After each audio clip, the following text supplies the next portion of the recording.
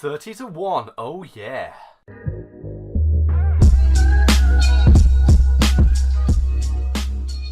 Hey guys, Zombie Killer Gage here. Now today's video is the first video for a new series that I'm going to be doing on Black Ops 4 and how to get good on each map and on what guns I find best to use. Now this first video is going to be on Firing Range, one of my favourite maps from the Black Ops series. Firing Range was originally seen in the first Black Ops. Firing Range is a small to medium sized map that has many points that you can control and lock down solo or with a squad.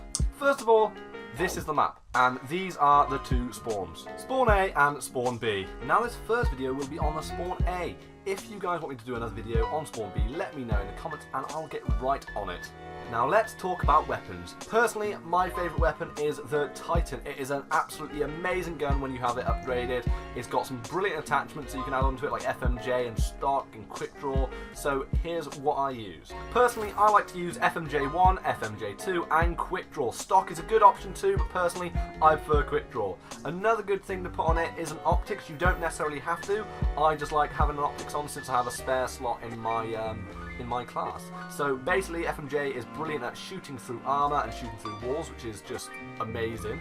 And quick draw is amazing, it makes you aim down your sight faster. So I would definitely recommend using them. Now let's talk about specialist. On this map we are going to be using the Nomad. The Nomad personally is my favourite specialist out of the lot, purely for the fact that his K9 is awesome and his mesh mines are great when placed correctly. Now that the specialist and weapons are sorted, let's get into the actual gameplay and what I personally like to do. Now if we take a look at the map again, this is the area I like to control most. Now when my mesh mines are ready, I place them across the whole length of the bottom section, across the door and the path, coming around so that when I'm looking this way, I know I'm safe from behind.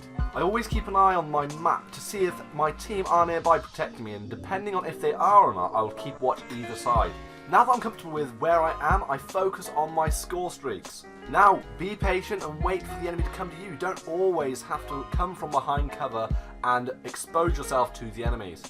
I find it is really important to have some sort of cover from the enemies just in case you need to reload or heal. Unfortunately, not always is there cover, but if you can find cover, it's very important to keep it.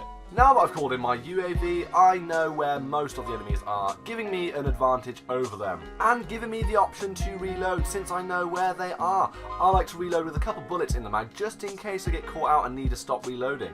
Skipping ahead a little, the spawns are flipped, so I keep myself this side of the lane behind protection of the door. Now, when getting hacked, it's important to remember where you place your mesh mines. You don't want to be taken out by your own equipment. Destroy them quickly and continue. Now once again I continue to focus on my score streaks overall, which what I use is actually a UAV, Hellstorm and Sniper's Nest. Personally, they are my favourite score streaks to use out of any of the score streaks. They work really well together and they pretty much work well on most maps other than, you know, Hacienda. If there is nobody about and I get impatient, I'll use my Hellstorm to point out people on the map and get my Sniper's Nest. As you can see here, my Hellstorm is very effective against people who are clumped together.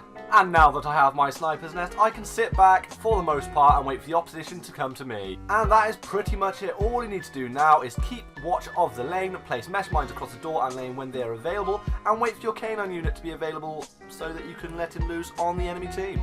And that is the end of my commentary on this video. Now, watch me finish off the game. If you guys did enjoy the video, please give it a like and subscribe if you are new. I'm Zombie Killer Gage and I hope you guys have a great day.